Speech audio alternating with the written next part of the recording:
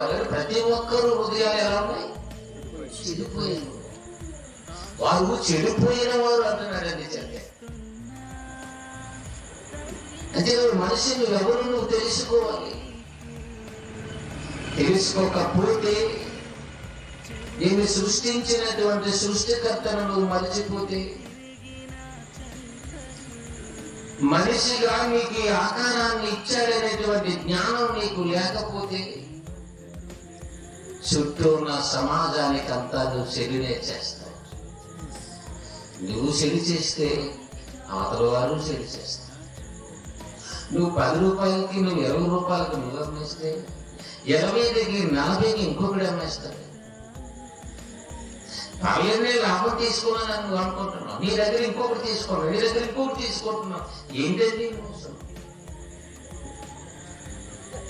అందులో అడ్డు అదుపు లేదు కదా.